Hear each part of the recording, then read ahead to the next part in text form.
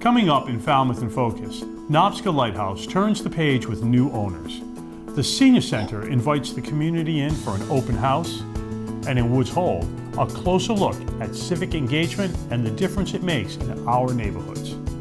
Plus, 2 ribbon cuttings worth celebrating, one at the Falmouth Service Center and another at the Upper Coonamessett River Restoration. This is Falmouth in Focus, and it starts right now.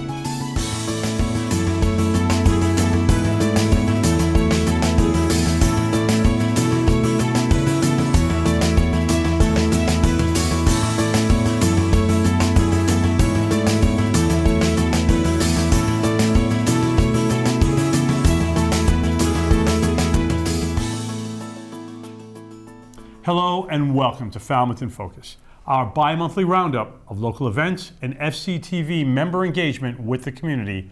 I'm Michael Kasparian. And I'm Eileen Preston. Our first story takes us to one of Falmouth's most beloved landmarks. In a ceremony filled with hometown pride, the Coast Guard officially handed the deed of the Nobska Lighthouse to the Friends of Nobska Light, with many familiar faces there to celebrate the occasion.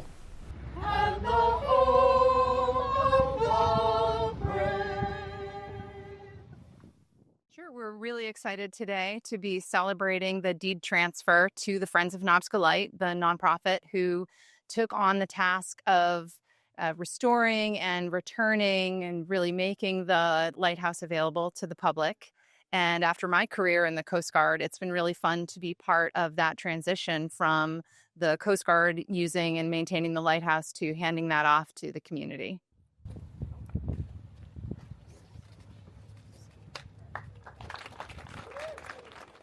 Today is probably one of the grandest days I've experienced here at Nobska. For the last 10 years, this organization has worked so hard to not only preserve this property, but also create something that we can move forward into the future, that we could share with our grandchildren, our great-grandchildren, and many generations to come. I am proud of everything that we've accomplished and everything that is possible for the future.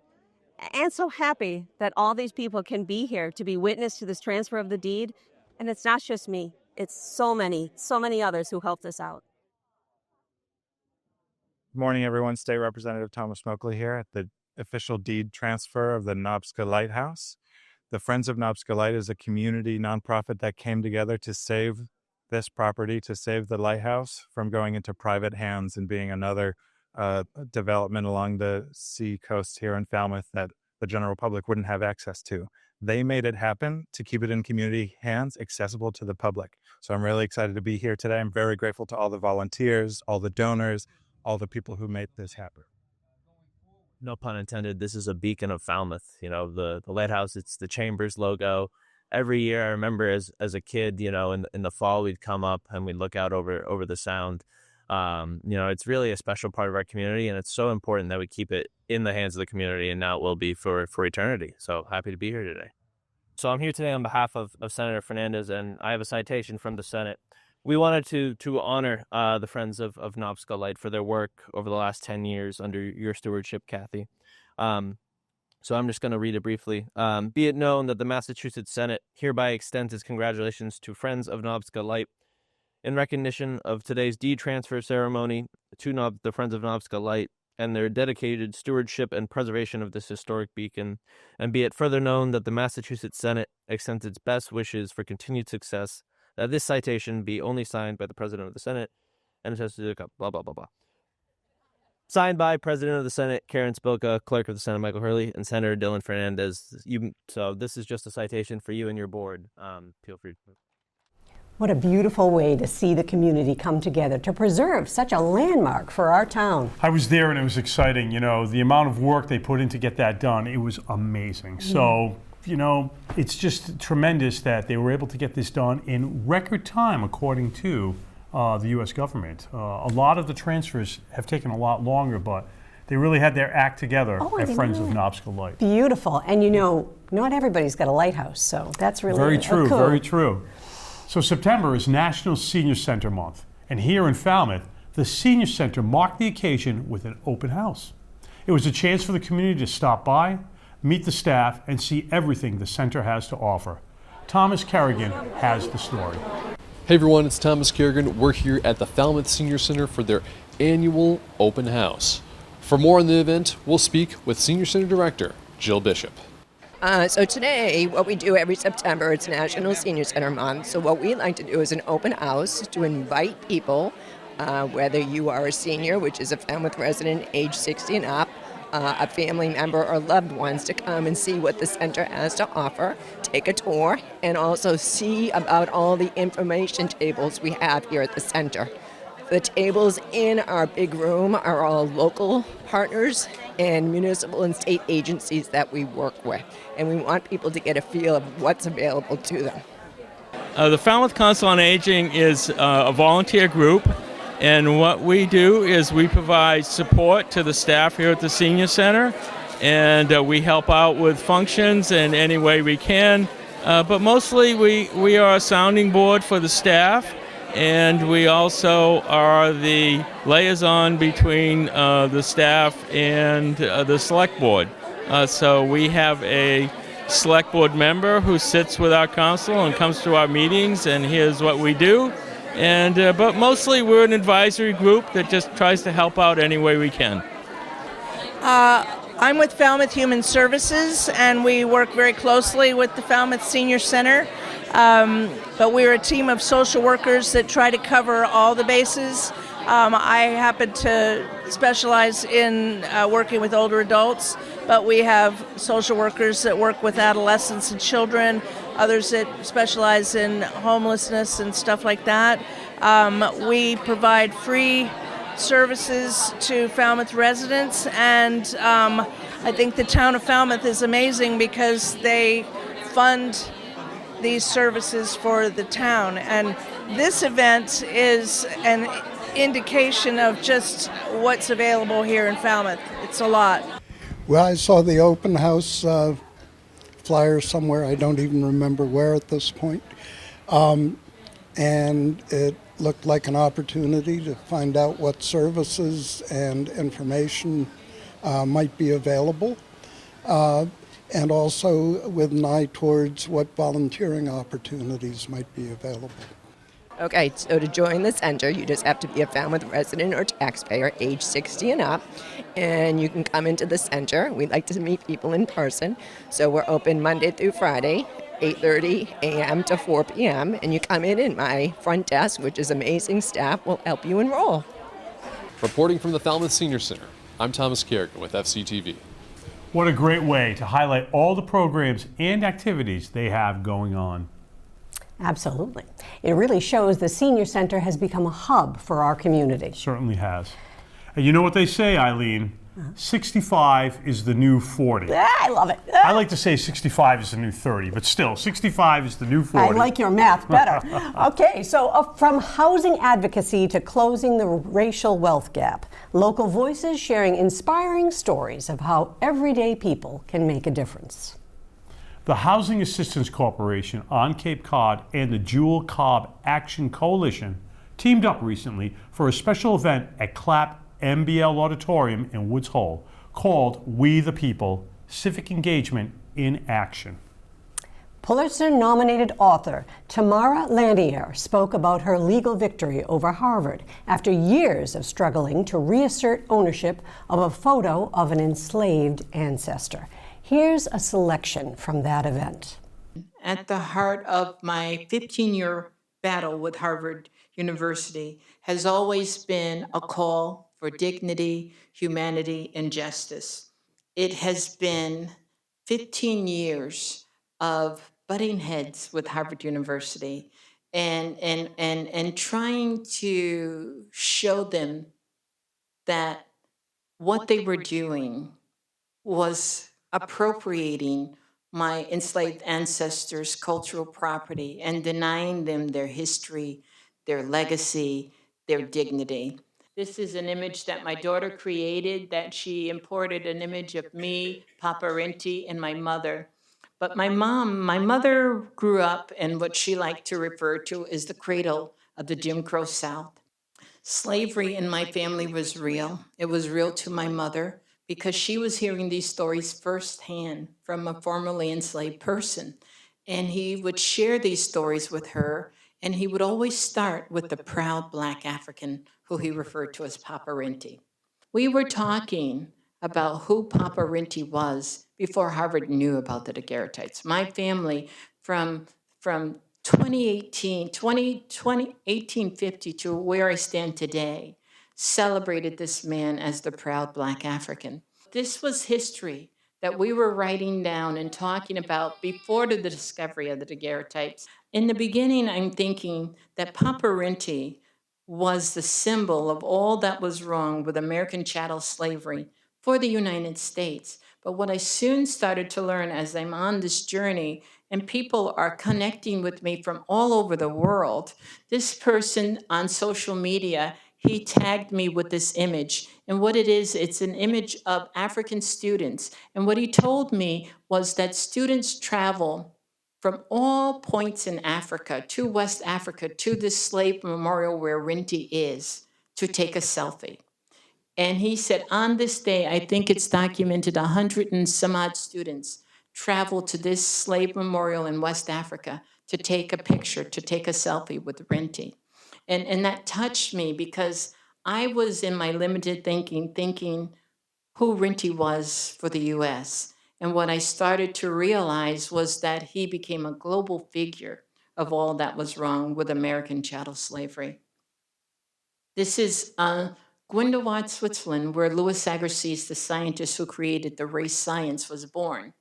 And this is Sasha Huber, who is an author, an activist, and an artist. But what she did was she petitioned the Swiss government. In Switzerland, there is a mountain called Agassizhorn.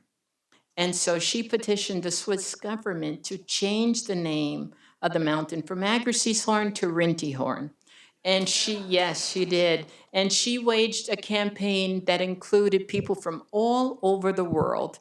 And so, granted, while she wasn't successful in changing the name of the entire mountain, she did get a peek.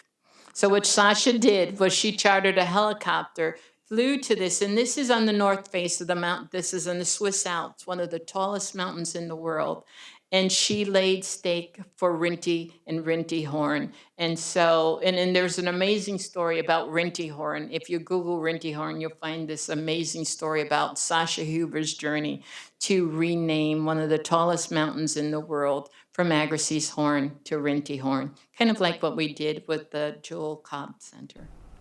FCTV is broadcasting the full We the People event on its cable and digital platforms.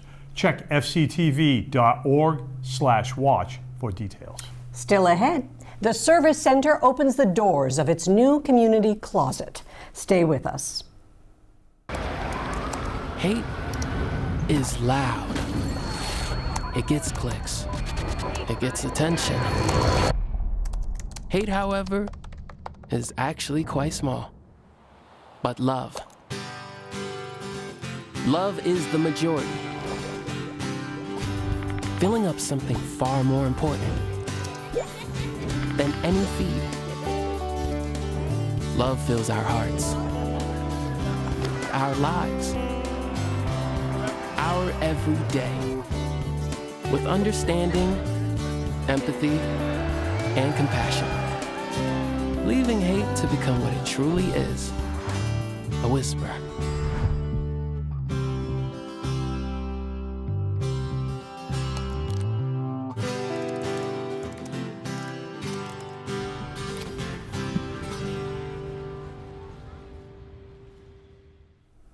Welcome back. The Falmouth community is known for helping our neighbors. Yeah, and we have another great example of that.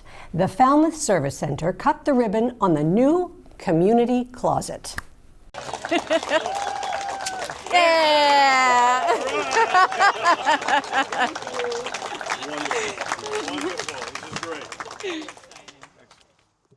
So finally, we're at a space where our clothing room and our household room, which means so much to our clients, it's one of our most valuable programs, will have a permanent home. Since before COVID, we've been serving any household in need from any zip code, and we've seen our numbers triple. Before COVID, we were serving 200 households a week. We now serve 600 households a week. And we know those 600 households are all going to want to be able to use this room because it really helps stretch their dollar. And the timing couldn't be perfect as we're seeing so many more cuts that we have. So I just want to say thank you all so much for all of you who absolutely made this possible, to our staff and our volunteers who rolled with it for a year and a half and kept us open for food all the time. So thank you, and I'm going to introduce the president of our board. Thanks, Karen. Good morning, everybody, and thank you so much for being with us today. As Karen said, this is a really exciting day.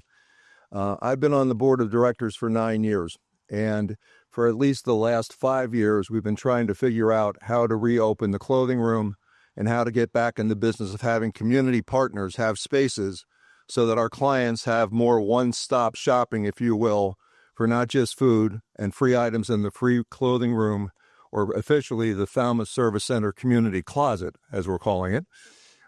So we are very, very excited about this. This doesn't happen by accident. It takes an awful lot of folks. All of you have played an important role. That's why you're here today.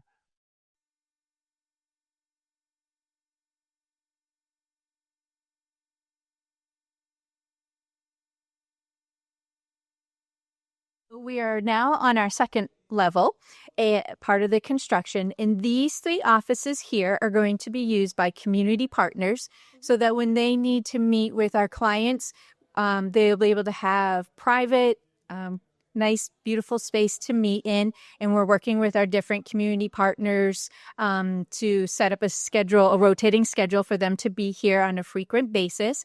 And so we've got sort of a small conference room in this space. Open this new space because our clients, when they come for food, they also need additional resources. And the free clothing for men, women, their children will make such a big difference. And in addition, be able to have linens and dishes and glasses and all those items to help further stretch their budget. It's going to just be an amazing resource. What a great addition to the Service Center, and once again showing how Falmouth comes together when it matters the most. The town was full of ribbon cuttings. One of them marked the final phase of the Upper Coonamessett Restoration project. Public officials and ecological activists celebrated the biodiversity and the beauty of the occasion by formally declaring the area open. This project is the example of collaboration and what good government is. And you know, when I tell my friends, when they ask me what it's like to grow up on Cape Cod, I say it's the community. And this project is another example of that here in Falmouth. This is the 6th celebration we've had on the Coonamessett. 2 groundbreakings, 2 ribbon cuttings, a combined ribbon cutting and groundbreaking, and a visit from Governor Polito. The Upper Coonamessett River is more than a geographic feature. It's a living artery that has sustained ecosystems, communities, and cultures for generations. Today we celebrate not only the restoration of a river, but the restoration of our relationships between people and place, between institutions and shared purposes. Nature has this way, with our help, of transforming itself and coming back in a way that just astounds us. And so the power of restoration, when we all get together and work with nature and help nature, it's amazing. And you think about the need for this in the state. We have an industrial legacy in our state. We have agricultural uses in the landscape has been worked. It's been used, but we are realizing now that it's so important for us to restore these for all the reasons we talked about. So I'd like to ask Andrew and Beth to come up to cut the ribbon.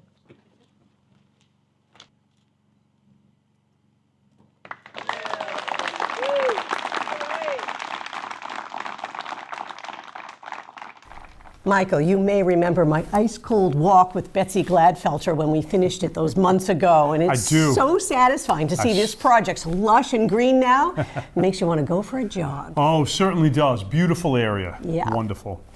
You know, so much of the good work in this town is done by committed volunteers, a lot of it in the school community. Recently, VIPS held a sign-up fair to help people learn more about getting involved. Hi,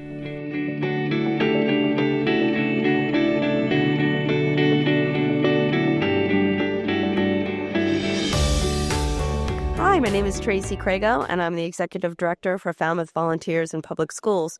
And tonight we're here at the North Falmouth Elementary Library with our Back to School Volunteer Fair.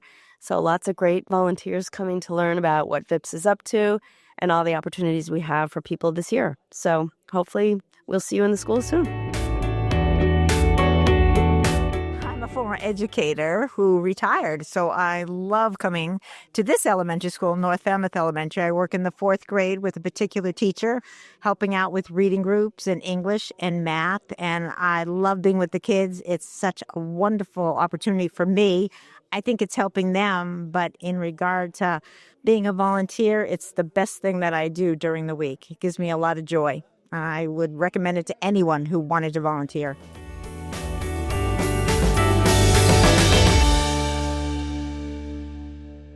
A great way to make a difference in someone's life. Both for the students and the volunteers. Absolutely.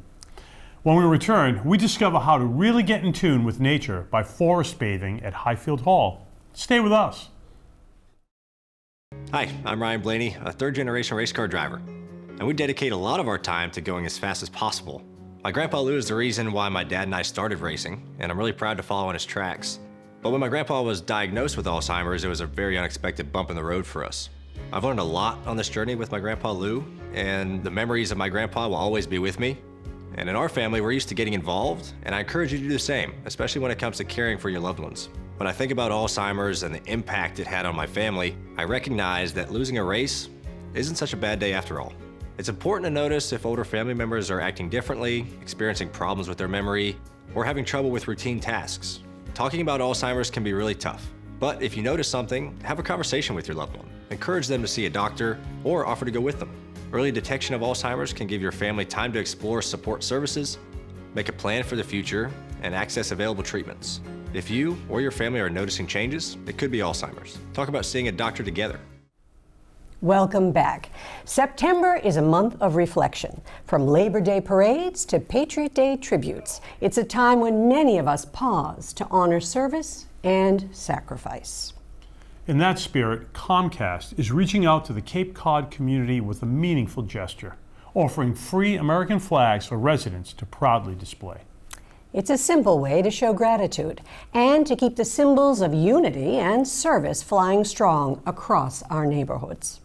This program hopefully makes it easier than ever for residents to pick up a new American flag at one of our local Xfinity stores on the Cape and Islands. We are honored to work with partners like Carol, like Rich, like Elder Services. We're working with Boys and Girls Clubs, and now Veterans Inc. as well, and soon Field of Honor. So very excited to be able to do that. Now, at this point, I'd like to thank those with us who have served by presenting the first flags in our flag giveaway program. Richard T. Real, U.S. Army, thank you so much. Brian Hines, U.S. Navy, thank you for your service. And Chip Chapinski with the Navy, thank you for your service. That is submarine guy. And the Raymond, yeah. People can pick up flags. We won't be taking flags in for retirement, but we will give them instructions so that they know how to retire their flags. But they can come on in and pick up a free flag. And I'm with the Falmouth Community Veterans Center here in Falmouth. And we have a lot of veterans coming in and out and like to get the nice flags out to them. So, well, I think there's a lot of veterans that show their pride and want to have a flag out. And I think it's nice to be able to be given one for their service. So I think it's a great idea. So. It is always inspiring to see people step up and make a difference in their communities. It really is. And speaking of making a difference, one local alum returned to campus to share their story with students. Terry Zublat stopped by Falmouth High School not just as a guest speaker, but as an alumni as well. As a former speechwriter for President Obama, Terry spoke to students about his journey from FHS to working in the White House. I have been doing this, I've been a speechwriter for about 30 years now. I help leaders in government, politicians, government, business people, try to help them become better communicators. So when they have to get up and stand in front of an audience and communicate their message, they can do it well. And one of the cool things about doing it for, I was a speechwriter for President Obama for all 8 years. I was a foreign policy speechwriter, so I got to travel around the world. The most important thing to me, and I think the most important to you, it's not the books, it's not the friendships, which are awesome, it's that we beat Barnstable. So that's something that I know is really important to all of us. One of the things that President Obama said to me once, he said, everybody has a sacred story. And what he means by that is, every one of us is unique. There's 8 billion people in the world. And nobody has your story, nobody has your life, nobody has your experiences. And whether it's here at Falmouth High School, or when you go out into the world, one of the most powerful things you can do as a citizen and as a leader is to share your story. To be open about your life, to share your experiences, because that's something nobody else in the world can do. And so what I want to do a little bit in the few minutes that I have with you is to share a little bit of my story, how I was lucky to go from sitting where you're sitting right now to working at the White House with the President. Years from now, this community will be there for you. And I know this is true because when I launched my book last year, Falmouth came out in force to help launch that book. We had a big event down in Woods Hole. And one of the really special things about it was that in that crowd that day were so many of my FHS teachers. 30 years after I graduated, my FHS teachers were still there for me. My teachers from Lawrence, my teachers from East Falmouth Elementary School. This really is an incredible community, and they're going to be there for you. You're blessed to be part of a community that cares about you. They will be there for you for many years to come. What a great experience for these high school students, showing them that the possibilities are endless after high school. Yeah, that's phenomenal, amazing, right? Yeah. Yes. Slowing down and connecting with nature is never a bad idea. And there's a new, exotic way to do it at Highfield Hall. Up the hill. Forest bathing has its popular origins in Japan, but now you can get an experience of it here in town.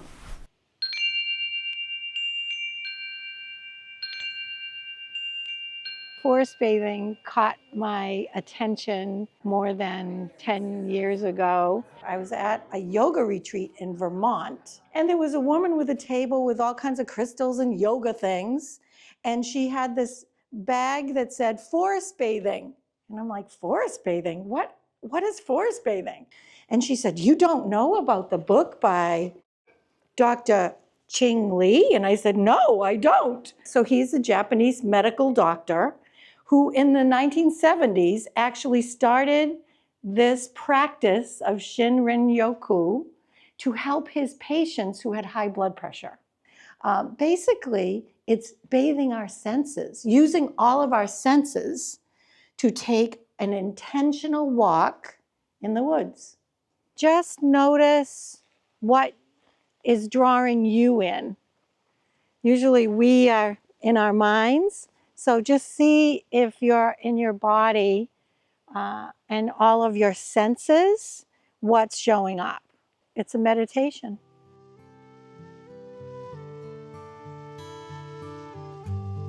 Forest bathing is more about your intention for your walk.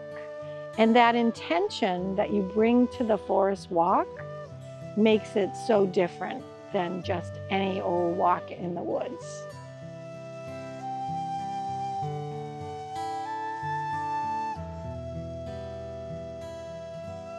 What did you notice maybe that you haven't noticed in other walks before? Since I've been trying to do this intentionally in recent years, I've noticed that every forest smells differently. I've never really thought about when you step on a tree's roots. And today, there are roots on the path, and I think about it's a living thing.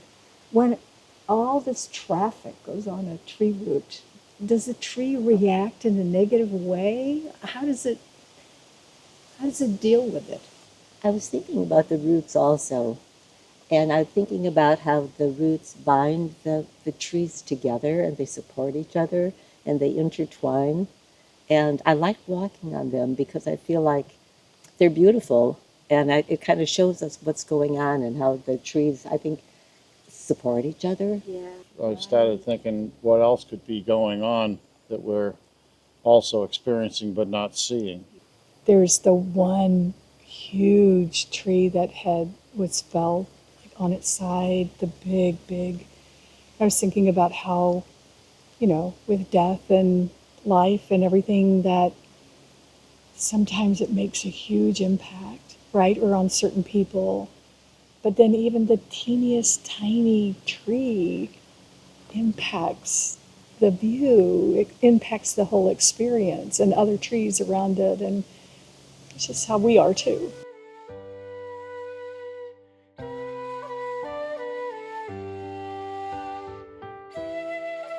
I just encourage people to just open your door in your own backyard and talk to a tree. I think that looks really interesting. I think I might even give that a try. I think you're right. I'll try anything twice. I'm going to put that on my list as well. That's going to wrap up our show for today. And I'm Eileen Preston. And I'm Michael Kasparian. If you'd like to see a deeper dive into some of these Falmouth in Focus exclusives, head over to the Falmouth Community TV YouTube page to watch more. Until next time, we leave you with the sights and sounds of the Austin Healey Club Car show on the library lawn.